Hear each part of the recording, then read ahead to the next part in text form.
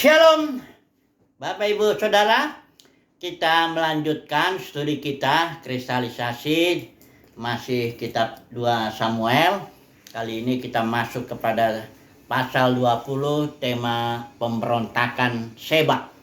Jadi kita tahu latar belakangnya ini begini, buat ketika Absalom memberontak, mengkudeta, itu anaknya Daud.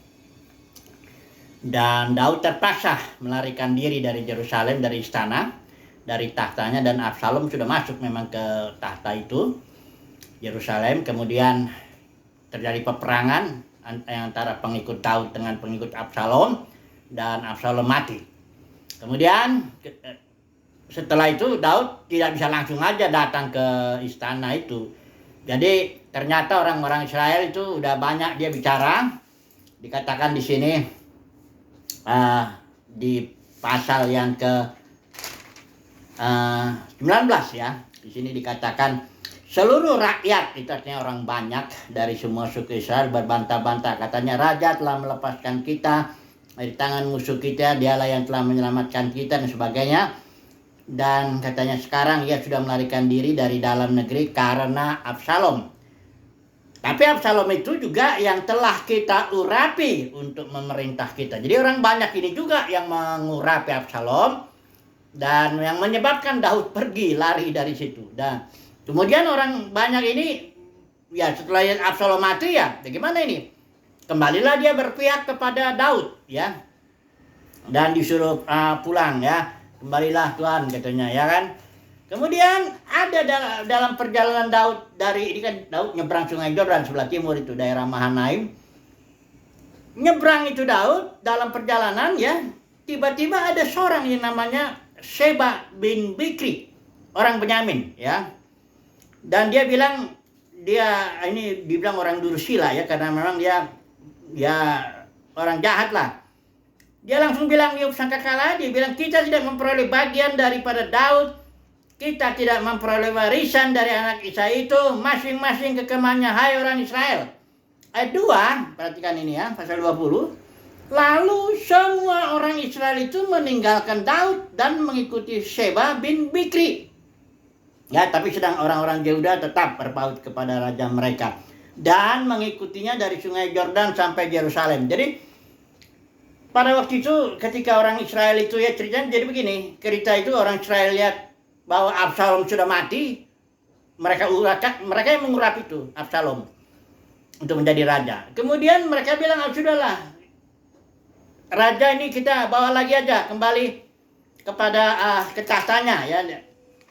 Kemudian ketika raja sedang jalan dari seberang timur Yordan itu, jalan mau ke Yerusalem, tiba-tiba ada seorang yang namanya Sheba bin Bikri ini mengajak seluruh Israel berontak. Dan dikatakan ini semua orang Israel itu meninggalkan Daud. Jadi kita mau melihat betapa mudahnya ini orang banyak ini, umat Tuhan ini ya, berubah ya. Tadinya dia, ayolah Daud harus kembali lagi. Dia Absalom yang udah kita urapi, udah mati. Jadi Daudlah kita kembalilah Tuhan katanya begitu. Seluruh Tuhan Israel. Tahu ada seorang yang namanya Sheba. Ya. Kita nggak ada bagian dari anak Israel itu. Berontak, masing-masing pulang ke kemahnya. Lalu semua Israel itu berpihak kepada Sheba. Jadi kita mau fokus dulu nih kepada orang banyak nih ya. Orang banyak itu gampang ya dimainkan lah, istilahnya berubah-berubah ya. Nggak setia ya. Karena dia nggak mengerti firman, makanya kita mau langsung ini terapkan. Memang dalam cerita pemberontakan Sheba ada kasus, ada si Sheba sendiri ya. Sheba sendiri ini, pemberontakan ini diselesaikan dengan hikmat seorang perempuan. Jadi waktu itu Yoab mau kejar si Sheba ini di satu kota ya. Terus ada perempuan bilang, apakah kau mau memusnahkan kota ini Abel? Ini adanya di Abel Bet Ma'aka ya. Orang-orang Bikri ikut Sheba, terus perempuan ini ngomong sama Yoab, gimana? Terus Yoab bilang, enggak, aku enggak mau menghancurkan milik pusaka Tuhan. Aku cuma mau cari satu aja, Sheba. Akhirnya perempuan ini bicara baik-baik dengan rakyat itu. Terus akhirnya Sheba dipenggal kepalanya, serahkan ke Yoab. Jadi pemberontakan si Sheba ini Daud tidak perlu terlalu apalah ya. Dia dengan hikmat bijaksana seorang perempuan tuh udah bisa selesai ya. Kemudian ada kasus cerita di sini juga Amasa. Amasa ini Daud berencana untuk mengganti Yoab ini sebagai panglima, ganti dengan Amasa ini di pasal 20 ini ya. Dan karena ya Yoab kita tahu dia sudah bunuh Abner, dia sudah berlaku kasar lah terhadap Daud ketika Daud nangis karena Absalom itu ya. Kemudian Amasa ini suruh kumpulkan orang-orang Yehuda untuk ngejar si Sheba, tapi Amasa berlambat-lambat ya. Akhirnya itu raja bilang sama Daud bilang sama Abisai adiknya Yoabnya, udah ini bahaya nih Sheba ini kalau nggak diselesaikan, kumpulkan ya. Dan akhirnya Yoab ini uniknya emang Daud nggak bicara sama Yoab. Daud emang sudah berencana memang mau menggeser Yoab ini sebagai panglima. Dia ngomong sama Abisai, tapi memang akhirnya karena Yoab ini abangnya Abisai, mereka kejar ya. Tapi ini Yoab ini ya nambah dosa lagi, ya bunuh si Amasa itu ya. Dibunuh dengan apa? Karena Yoab tahu wah ini Amasa ini saingan saya. Ini soal jabatan dalam kerajaan Daud ini. Yoab langsung bunuh itu ya. Ini ada cerita mengenai itu. Kita nggak bahas terlalu banyak lah mengenai itu dan nantilah itu. Intinya pendeknya Amasa ini gagal menjadi panglima itu karena dia tidak menghargai waktu yang ditetapkan Daud. Dia menunda-nunda ya, itu pelajaran juga bagi kita. Untuk melakukan kehendak Tuhan itu jangan ditunda-tunda ya. Kemudian Yoab ini pelajarannya ya emang ini dasar orang karakter yang gak beres, maunya jabatan aja. Dia ingin jadi orang nomor 1 ini si Yoab ini. Dan dia gak dihitung pahlawan, kita sudah bahas itu. Yang saat ini kita perlu fokus adalah umat Israel ini orang banyak yang begitu mudah memberontak kepada Daud dan mengurapi Absalom. Ya, kemudian ketika Absalom mati, dia bilang sama Daud, datanglah Tuhan kembali, mau dipulihkan Daud. Toto ada seorang di tengah perjalanan Daud sedang mau ke Yerusalem, ada seorang namanya Sheba bin Bikri. Seluruh Israel berpihak lagi kepada Sheba. Nah ini yang kita mau pelajari ini, karakteristik daripada orang banyak di dalam kerajaan Daud. Ya, saya ulangi lagi. Jadi tema kita sebenarnya ini, karakteristik orang banyak di dalam kerajaan Daud. Ya, yang begitu mudah berubah-ubah ya. Nah, mari kita dulu masuk dalam kerajaan Mesias dulu ya. Aplikasi langsung ya. Yesus, zaman Yesus lah ya. Di zaman Yesus itu juga ada orang banyak ya. Jadi Yesus itu pengikutnya tentu pertama murid-muridnya inilah ya. Khususnya 12 rasul itu kita hitung satu lah, itu satu kategori para murid ya. Ya walaupun di dalam para murid yang 12 ini pun ada yang 3 orang itu, Yohanes, Yakobus, Petrus yang mendapat hak yang lebih dekat lah dengan Yesus ya.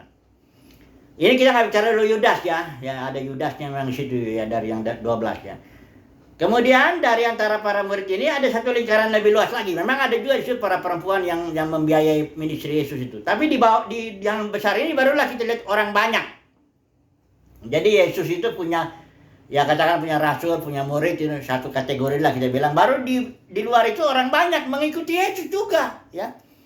Nah baru di luarnya lagi tuh orang Farisi yang tentang Yesus itu. Ya itu semuanya umat Tuhan ya.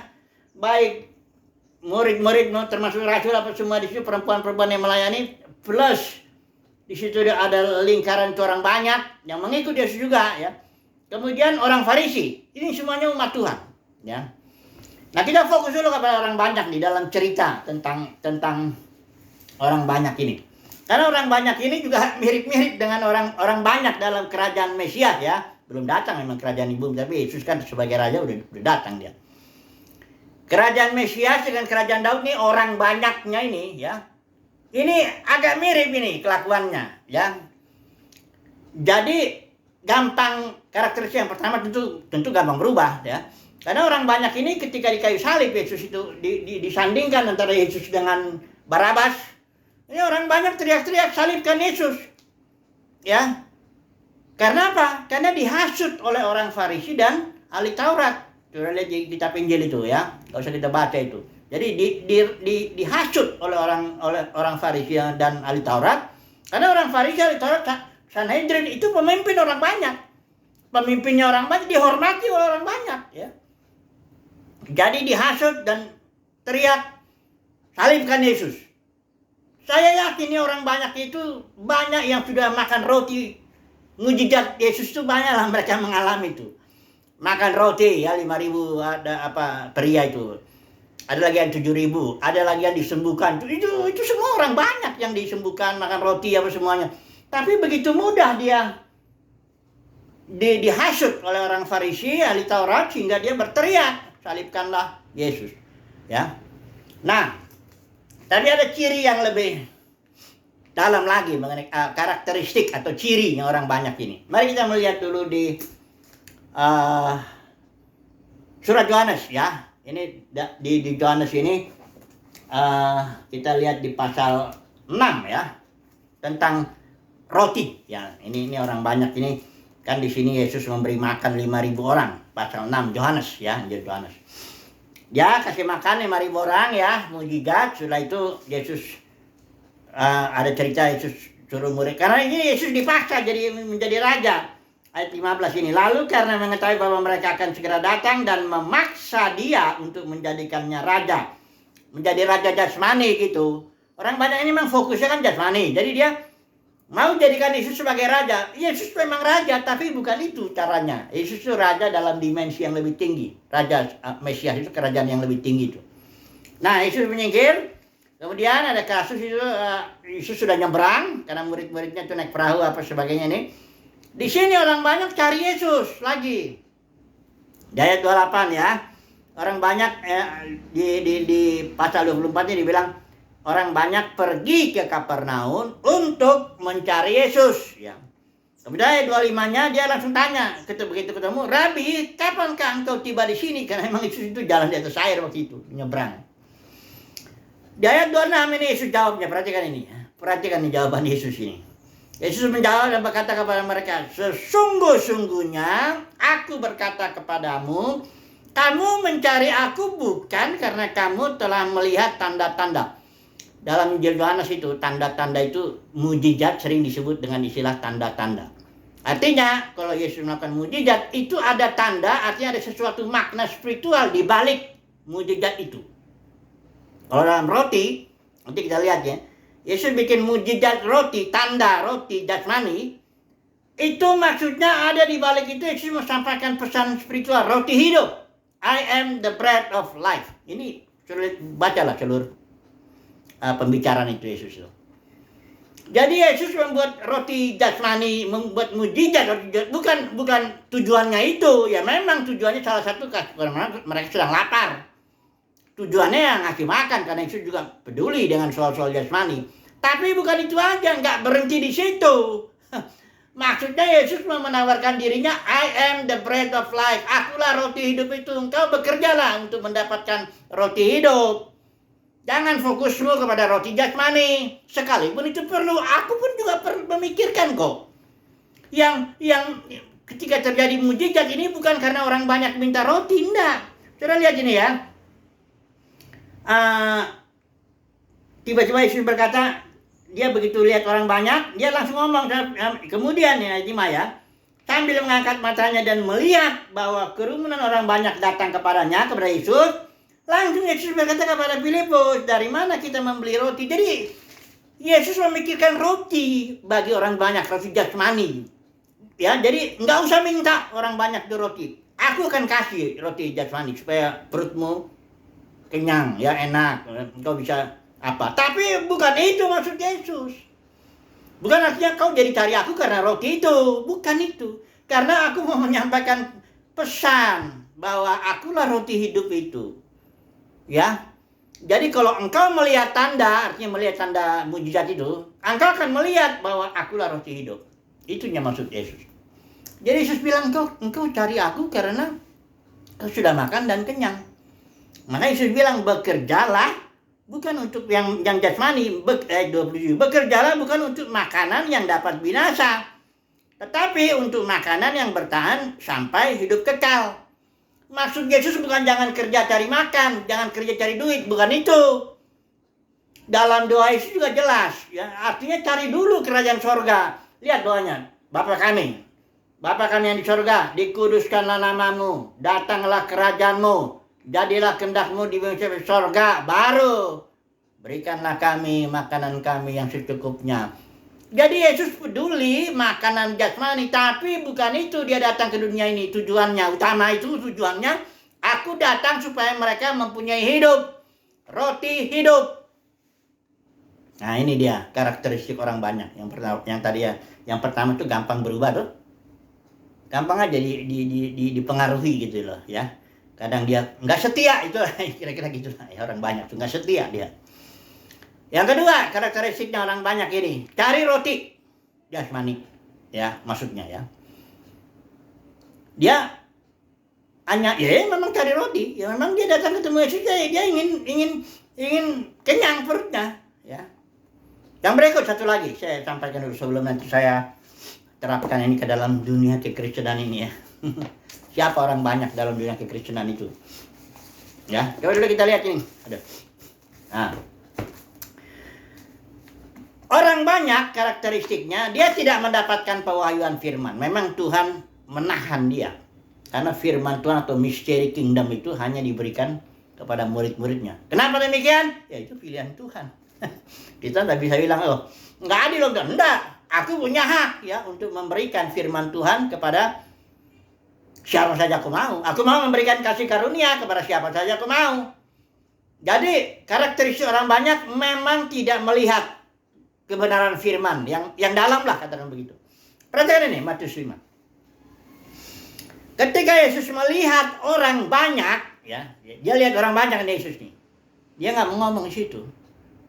Naiklah ia ke atas bukit. Ini khotbah di bukit, jadi panjang nih khotbahnya nih. 5-7. Setelah dia lihat orang banyak, dia naik ke atas bukit sengaja. Setelah ia duduk, datanglah murid-muridnya kepadanya.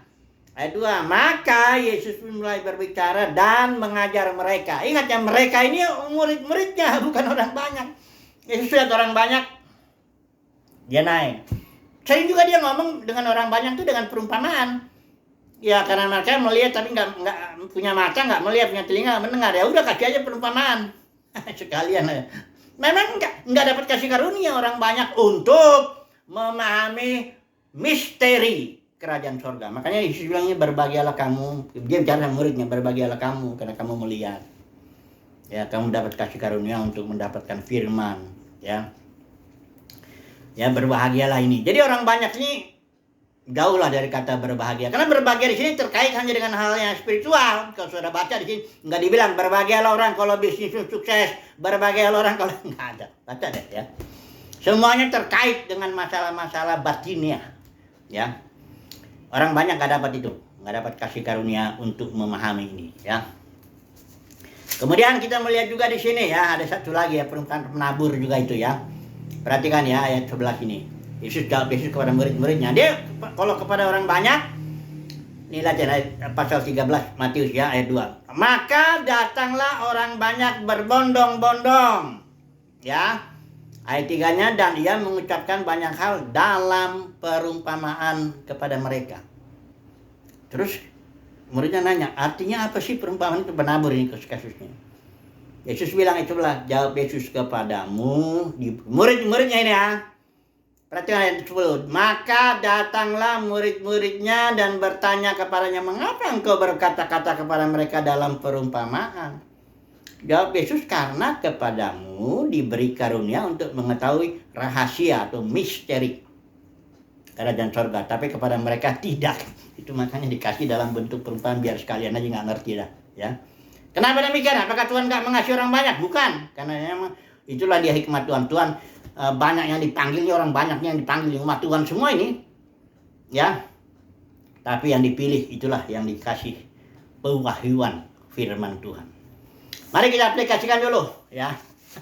Dalam dunia kekristenan ini kan juga banyaknya orang banyak ya. Jadi dalam dunia kekristenan itu kan Alkitab bilang banyak yang dipanggil, sedikit yang dipilih. Nah ini ya. Dipanggil orang banyak itu. Kalau dalam perumpamaan penabur itu mereka menerima firman. Ya, datang firman Tuhan kayak tanah berbatu itu, datang firman Tuhan mereka terima. Tapi dalam pertumbuhannya nggak menghasilkan buah. Kenapa? Karena ada batunya itu loh ya. Karena ketika datang penganiayaan, mereka menyingkir. Kayak orang banyak di dalam zaman Daud. Kayak orang Israel dalam zaman Daud itu gampang apa? Gampang ya nggak setia lah. Kemudian ada lagi yang tanahnya berduri ya, ada semak duri. Terima juga firman Tuhan orang banyak ini. Haleluya katanya, amin. Apalagi kalau bicara nanti soal roti, ya, sangat amin sekali itu. Jadi, tapi nggak bertumbuh. Karena ada kekhawatiran dunia, ya, tipu daya kekayaan dan sebagainya. Tapi kalau yang nanti yang orang pilihan, itulah yang berbuah, ya, dalam ketekunan.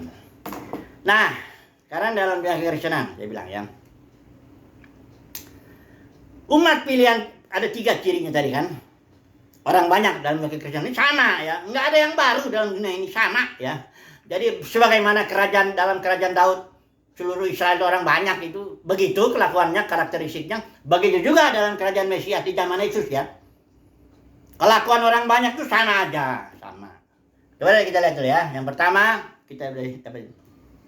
dalam kekristenan orang banyak sama juga, sama, ya, nggak ada bedanya ya. Itu sebabnya dalam ini kita lihat dulu. Yang pertama, orang banyak itu tidak setia. Gampang apa? Karena kadang jadi kalau di zaman Daud itu langsung Raja aja Salomo. Ya wah hebatnya, mungkin karena Salomo penampilannya kan mantap. Salomo mati, udah kita kembali ke Daud. Di tengah jalan datang Seba. Udah kita ke Seba aja gitu.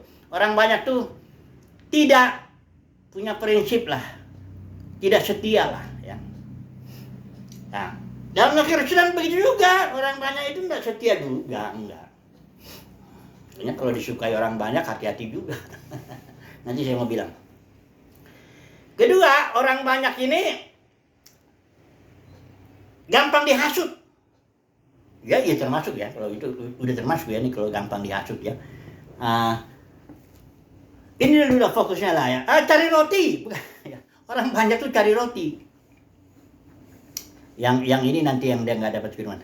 Jadi pertama, orang banyak tidak setia, gampang gampang dihasut gitu, kira-kira begitu ya. Kedua, orang banyak cari roti jasmani maksudnya. Jadi ini dulu, coba dulu, lihatlah di dalamnya kekristenan. Ini jujur dulu kita bicara ya. Jangan tersinggung para pengkhotbah roti. Orang-orang yang pengkhotbah terkenal dalam dunia kekristenan pasti bicara roti, ya, roti maksud saya bukan roti, artinya hal-hal yang jasmani, ya, kesembuhan, ya, berkat, ya, yang jasmani itu loh, maksudnya kekayaan, teologi sukses lah kira-kira itu. Ini merembes hampir ke seluruh denominasi. Pada pengkhotbah roti ini, disukai orang banyak. Kalau orang banyak dengar itu, amin, engkau begini-gini, amin. Pokoknya kalau soal roti, amin aja. Pengkhotbah roti kalau saya bilang begitulah ya. Ini berkeliaran ini dalam dunia kekristenan. Jangan sudah pikir saya ngomong gitu karena iri gitu.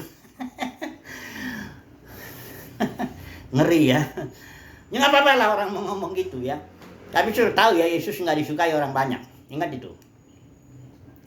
Yesus malah orang banyak tuh teriak-teriak salibkan Yesus. Ingat ya, Yesus tidak disukai orang banyak. Dan dia suka menghindar kok dari orang banyak. Dijadikan raja, Yesus aja nggak mau. Ya kan? Nggak mau. Tapi yang murid-murid Yesus ini loh, yang setia ini, akhirnya yang 12 itu, kecuali Yudas ya. Ini sebenarnya mati untuk Yesus. Rasul Yohanes nggak mati ya, dia mati normal. Jadi Yesus juga mengelak itu orang banyak. Ya. Bukan dia nggak mengasihi ya.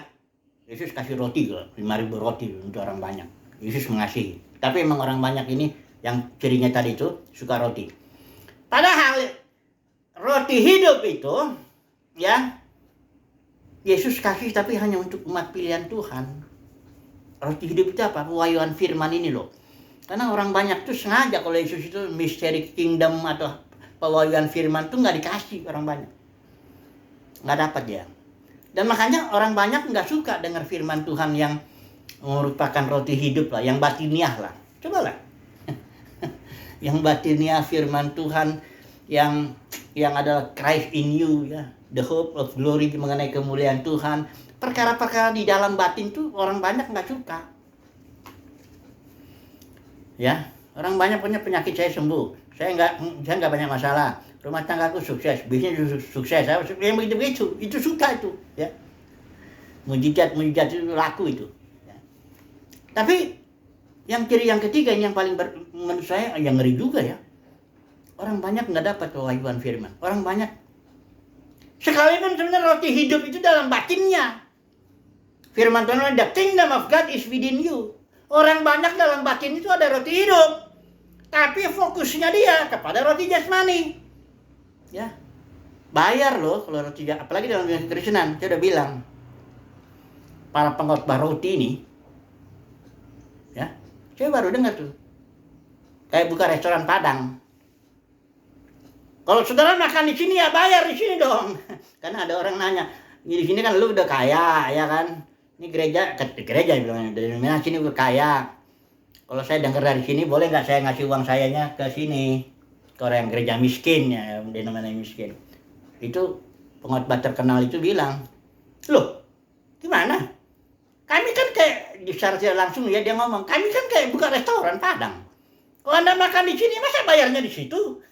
Nggak malu betul ya. Mukanya itu muka tembok, betul, nggak malu. Ya. Tapi lidahnya manis. Bisa ucapkan menipu orang banyak. Saudara kalau mencari roti, fokus orang banyak itu roti, bayar. Dengarnya, padahal roti hidup itu dalam batinmu. Nih makanya saya baca nih ya. Kenapa mau cari firman yang bayar? Ada kok yang gratis di dalam batinmu. Kenapa nggak makan dari situ? Ini makanya pasal 55 Yesaya ini. Mengapa engkau membelanjakan uang untuk sesuatu yang bukan roti? Artinya roti jasmani itu sebenarnya bukan roti. Ini para pengkhotbah roti ini sebenarnya itu tipu-tipu aja, banyak bikin mujizat aja, banyak bikin banyak tipunya lah. Udahlah kita terus terang aja lah. Ya nanti di hari penghakiman juga nanti kelihatan itu para penipu itu yang ngomongnya uang udah ya. Karena dia roti, memang dia pengkhotbah roti. Ini peringatan firman Tuhan. Mengapa engkau membelanjakan uang untuk sesuatu yang bukan roti dan hasil usahamu untuk sesuatu yang tidak pernah memuaskan? Dengarlah sungguh-sungguh kepadaku, kata Tuhan, dan makan apa yang baik, dan biarlah jiwamu menikmati sendiri sajian lezat. Artinya dengar Tuhan. Ini saya kasih tahu ya. Dengar nih, kalau mau makan roti yang gratis. Dan itu roti beneran. Nggak bayar, saudaraku. Di mana roti itu? Dalam batinmu. Itulah roti itu di situ. Ya, the bread of life. Christ in you. The kingdom of God is within you. Kenapa engkau mencari di luar? Para pengkhotbah roti itu. Tapi memang kalau orang ini berlaku emang untuk umat pilihan Tuhan. Kalau umat pilihan Tuhan tidak perlu. Ngapain gue dengar pengkhotbah roti mesti bayar lagi? Ya, dipajak. Entah namanya perpuluhan, entah namanya buah sulung, lebih kejam ini. Pajak seluruh gaji bulan Januari saudara dipajak. Itu habis. Gara-gara mau dengar para pengkhotbah roti itu. Janji iman lah, macam-macam lah. Ya. Kenapa engkau mau kasih uang itu untuk itu? Padahal roti hidup dalam batinmu. Bagaimana caranya saya makan? Makanya Yesus bilang, barang siapa makan aku, dia belajar makannya, cara makannya. Masing-masing orang ada yang bangun tidur berdoa, dia memuji Tuhan, dia menyembah Tuhan dan sebagainya. Ikut yang terutama makan itu, lakukan kehendak Bapa. Itulah makan. Yesus bilang, makananku adalah melakukan kehendak Bapa. Kata Yesus, kalau kita melakukan kehendak Bapa, sebagai seorang Bapa, sebagai seorang ibu, sebagai seorang mahasiswa, sebagai seorang bisnismen, sebagai seorang kerja di bengkel, apapun juga, lakukan kehendak Bapa, berarti kita makan roti hidup. Belum tentu kehendak Bapa engkau mesti sibuknya di sana-sana. Kadang-kadang keluarga kau korbankan. Ya. Orang lain kau urusin. Keluarga sendiri enggak. Karena katanya utamakan Tuhan. Tuhan itu di mana sih? Tuhan itu bukan di luar, Tuhan itu dalam batin. Karena itu I am the bread of life dalam batinmu. Tapi ini hanya kalimat saya itu hanya dipahami oleh umat pilihan Tuhan. Saya ngerti kok, saya tahu. Orang banyak mah nggak bisa. Orang banyak kayak domba yang gampang sekali dihasut, ya, ditipu, ya. Tapi nanti ya para pengkhotbah roti itu akan terkena itu akibat itu ya. Ya memang dia sukses, populer apa semua, dapat duit lagi. Yang cari rotinya kadang nggak dapat, oh dia yang kaya. Kenapa ya? Ya udahlah, saya simpulkan dulu. Ya. Jadi kesimpulannya apa? Ya udahlah, banyak yang dipanggil, sedikit yang dipilih. Puji Tuhan lah kalau kita umat pilihan Tuhan.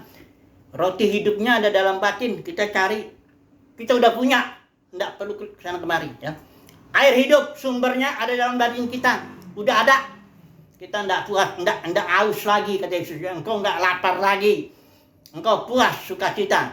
Berapapun nanti roti jasmani Tuhan kasih, puji Tuhan. Ya. Udah puas lah ya. Udahlah cukup lah ya. Haleluya. Amin.